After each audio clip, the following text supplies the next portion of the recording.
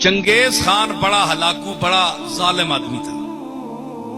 میں اللہ کے جو کھیل ہے اور کس سیکنڈ میں وہ بدلتا ہے اور مظلوم کی آہ پہنچتی ہے. دیکھیے آپ, یہ ظالم اتنا تھا کہ اس نے بغداد پر حملہ کیا تو ہزاروں لاکھوں حتیٰ کہ نجم الدین کبرا جیسے ولی کامل کو شہید کر دیا. اور ان کی وفادار دیکھیے کہ اس کو پتا تھا اللہ کا مقبول ہے, تو اللہ کی بارگاہ میں اس نے اگر بددعا دی تو مجھے شاید مار ہی نہ دے اللہ. اس نے پہلے کہلا کر بھیجا, نجم الدین کبرا میں بغداد پر حملہ کرنے والا ہوں, بہتر ہے کہ آپ یہاں سے نکل جائیں, میں بغداد پورے کو تہہ تیغ کروں گا. حضرت نجم الدین کبرا نے بھی فرمایا, ہلاکو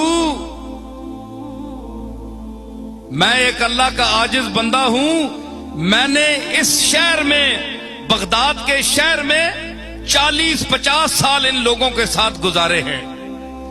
یہ وفا کے خلاف ہے کہ آج تو مجھے بچا کر لے جائے اور ان کو مار دے. میں ان کے ساتھ مروں گا, اگر چھوڑے گا تو ان کو بھی چھوڑے گا, نہیں تو میں بھی مروں گا.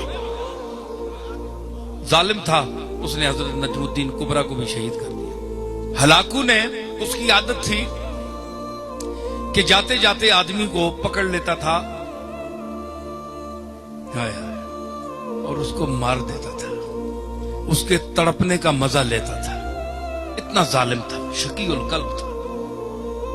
کوئی سودا سلف لینے جا رہا ہے بازار میں, نہ کوئی اس نے کام کیا, نہ کوئی گناہ کیا, نہ کوئی جرم کیا, بس پکڑ کے 50-60 آدمی کو گھوڑے پہ بیٹھ جاتا تھا اور یہ تماشا لگاتا تھا.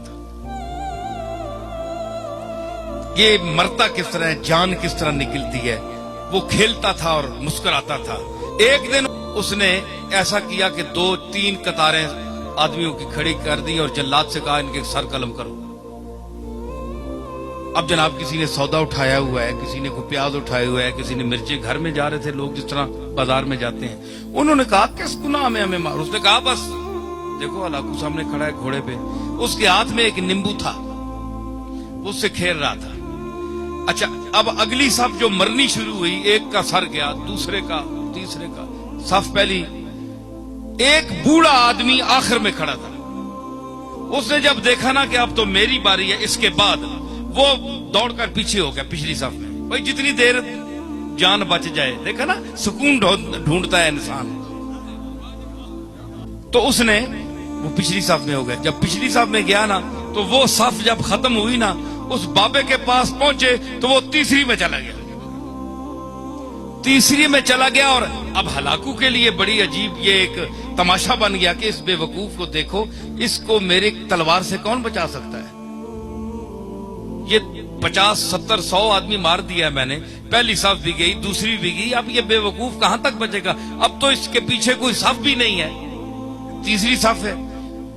جب جیسے تیسری صف کو قتل کرنا شروع کیا, تیسری, اب دیکھیں میں وہ ظلم کی بات کر رہا ہوں اور وہ کس طرح سنتا ہے.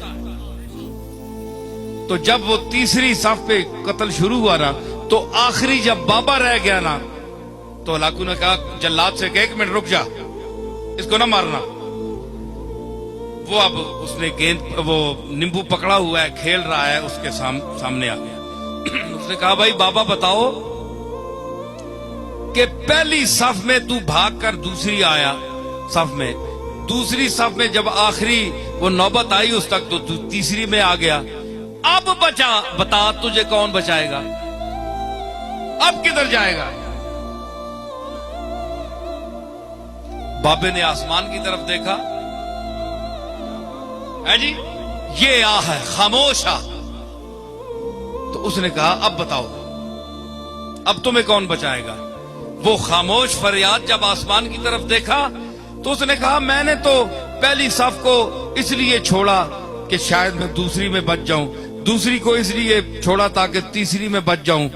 اور اس نے کہا کیسے بچ سکتے ہو. اس نے کہا کہ وہ چاہے تو ایک لمحے میں انقلاب آ سکتا ہے. یوں اسے کیا نا, تو اس نے کہا کیسے.